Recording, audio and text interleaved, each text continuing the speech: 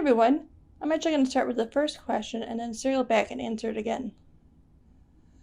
What do you consider to be an important criteria for good photojournalism? According to the book on page 248, photojournalism is the marriage of images and text to tell a better story than either text or photographs could tell alone. It continues, the perfect image to accompany the words, the best photojournalism has become an essential part of any good news story. I really like this because when I think of photojournalism, I think of photos that intrigue you. They want you to read the story, but the picture also tells you a story, but you want to know more. And I think that's the important part of photojournalism. It tells a story, but you still want to know more. When you think of photojournalism, you of course think of the Time magazine, but what really reminds me of photojournalism is National Geographic. My parents still continue it today. There's nothing like turning those pages and seeing those beautiful pictures and get that awesome glossy smell from the toner. It was something out of your childhood. The photos were so amazing. When we were little, we just looked at the photos because they were so awesome. But as we got older, we wanted to read the stories. Some of the best times of the month was getting those journals and looking at all the photos and pulling out the maps. My brothers really loved the maps, so those were always pulled out first. But as we grew older, we wanted to read the stories. The photos behind me are actually from the contest that National Geographic has every year. They're still amazing photographs. You can't really get the actual photographs without paying for them on the National Geographic site now, so I had to use these that I found on a Google image site. The photo I selected is called Serious Steps.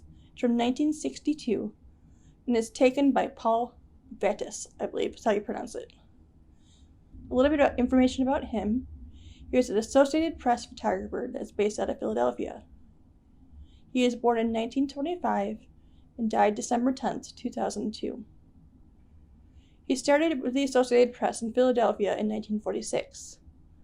But in 1952, he moved to Harrisburg, Pennsylvania, where he continued to the rest of his career. Some famous photos he took is obviously the one behind me. Wilt Chamberlain's 100-point basketball game. Interesting story about that one. He wasn't there to take photos. He was just there with his son.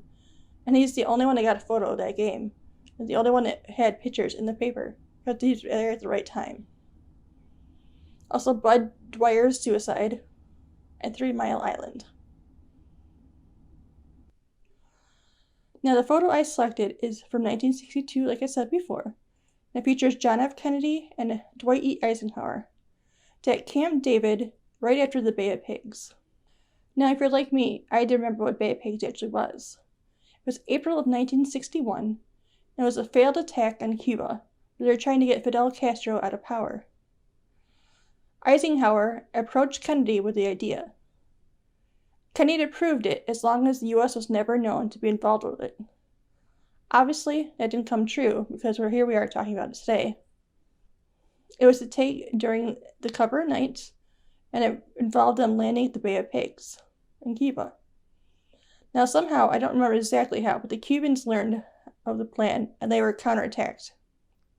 Now this photo is later in 1962, where the two presidents are meeting at Camp David to talk about the events. Now Paul Vettis was there, along with many other photographers taking pictures of the presidents, for the normal press shots. But while the other photographers were packing up, Paul Vettis got this awesome photo. It was kind of done in a sneakily way. He was actually closest to the president and actually heard them say, "Hey, I know a place we can go where we'll be all alone." So he started following them. Now the press secretary was not very happy about this and told him no photos. So he knelt down and pretended like he was changing the film in his camera, and actually took 2 shots in between the legs of the press secretary. And one of them was the picture we see today. Paul Vettis later went on to say, "There was just the 2 of them, all by themselves, and their heads bowed, walking up the path. They looked so lonely."